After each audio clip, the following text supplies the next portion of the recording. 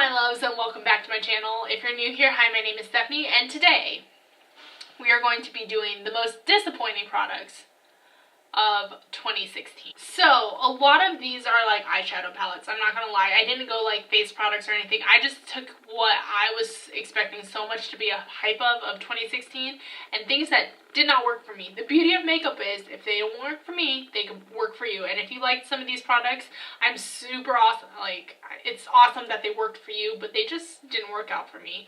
So keep that in mind during any reviews that people have. Makeup works so differently on each different type person. So I guess I should just get started. I feel so bad for saying this, I'm not gonna lie, because everyone loved this. This is the Hourglass Vanish stick foundation.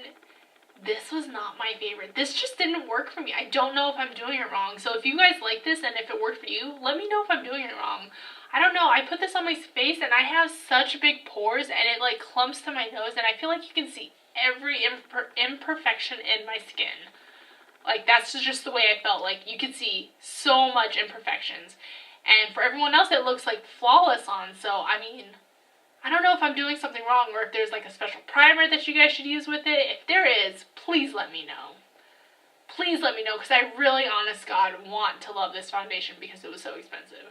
I really want to love this foundation, but I just don't. I'm going to talk about this Revlon mascara. This is the All-in-One Ultimate Mascara.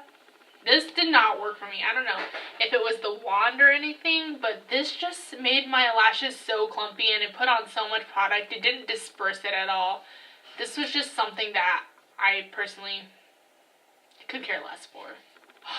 This is the Lancome translucent powder. This was super expensive. Well, it was pricey. It was on the pricier side. And the reason I don't like it is I've tried this a couple times and it leaves that gray cast underneath my eyes. Like, if I set my face with this, it turns my face gray. And I don't really understand if that's like a color thing or if I'm doing something wrong or if products don't match with this. But this is just something that did not work for me. Makes me so sad to say this. This Becca highlighter in Rose Quartz. This, for some reason, like, it's beautiful, don't get me wrong, in the pan, and, like, I feel like it swatches nicely, but it's kind of clumpy, and I feel like when I take a brush and I have to go in there a lot, and then when I put it on the skin, there's just, it's like nothing's coming off, and it makes me so sad because I wanted to love this, and it's so pretty, and, like, I'm glad I have it in my collection, but it's something I just don't gravitate towards. The Anastasia Glow Kit palette, the ultimate glow kit palette. This was so disappointing to me. Like, Anastasia has really good highlighters. Like, I love her, like, whatchamacallit, what is it? Her glow kits, like, these I think are phenomenal. Like, I have this one, I have another one. I love that. But this one, I feel like, was so chunky. And, like, the pigmentation wasn't really there. Like, I don't know if you can see that. Like, it looks beautiful on, like, swatches, but, like, I don't know. For me, it just didn't work for me. It felt like a different formula. It felt like something else, and this was just not my favorite thing. And I was so sad because I was so excited about this. People are probably going to hate me for saying this. So I bought a new one. I exchanged my broken one, and I finally got a new one that was not broken. So this was my third one that I got, and it was not broken. This disappoints me so much. Because it looks beautiful, but I feel that I literally have to dig into this product, like I'm digging so much into this product, and it looks like there's some on the brush, but when I go to, like, nothing's coming off. And then, like, also, like, let's go into this, like, you guys can see that I'm going, like, really hard in there. Nothing. Like, where is it? Where is it? Like, but when you swatch it on the fingers, it's there. Like, don't get me wrong, it's there. And it comes off, like, on your hand. But when like, I feel like you get no product on the brush. And it bums me out because I really wanted to love this. I went through so much trouble just to get, like, an intact one. And it just didn't work. So my camera died, and therefore I have to redo this. So I did change, same day, just changed. I got cold, put a sweatshirt on, threw my hair up, but yeah. I think the next thing I was going to talk about was this Urban Decay Moon Dust palette. I mean, it's super gorgeous, don't get me wrong, but I feel like they work better as a glitter than they do like a pressed eyeshadow. Like, you need glitter glue to make it stay better, in my opinion. Here, let's see. Let's take Vega, which is that blue shade. And it's nice, but it's not as pigmented. Let's take some glitter glue.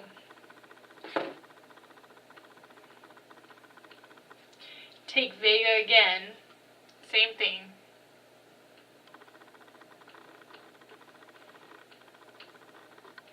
I don't know, I think you get more of the glitter impact. Can you see the difference?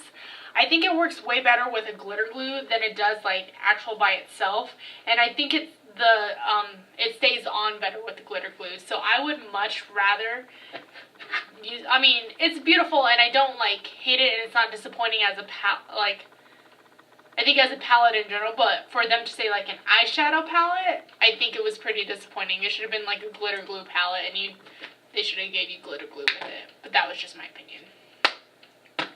Let's see. Another thing that just, I think it was like not disappointing. It was just, well yeah, it was disappointing. Was this Lorac Mega Pro 3 palette. Like, I think these are beautiful colors, don't get me wrong, but I don't feel inspired to make anything from this. Like, I've tried. I've looked at this palette, just try to use only this palette, but I don't know. For me, it was just something that was so hyped for and kind of was a bust for me. It was just something that's like I'm not personally drawn to. I like the Pro 2 palette better, in my opinion. I think there was more stuff to go off of, but this was kind of a disappointment for me. Oh, people might hate me for saying this too. These Morphe little palettes, they were kind of disappointing. They weren't as pigmented as I thought they were going to be, like normal Morphe eyeshadows. Like, I think I was really excited for this one right here, and these colors right here. Like, don't get me wrong, they're super creamy and super buttery and all that stuff, but I think the pigment, like, hold on, like, I'm sure you're going to be like, Stephanie, that is pigmented. But for me, it was not a typical Morphe eyeshadow. I don't know. For some reason, these just did not work for me. Like, they didn't call out to me. Like, they're beautiful palettes, but I don't know. For some reason, they just fell flat for me. I don't know why. I just didn't like them as much. I'm sorry. So I talked about this Kylie Jenner holiday palette. I think these are beautiful colors. But the more I look at it, the more I think they're not cohesive. Like, they're not as, like, the colors don't blend together. Like, it's not a palette that is very unified, in my opinion. Like, you get these, like, 4 matte colors, and the rest are shimmery. And literally the only color in here that I really like is this silver one. But I feel like you can get a ColourPop eyeshadow for that, or, so what else is there?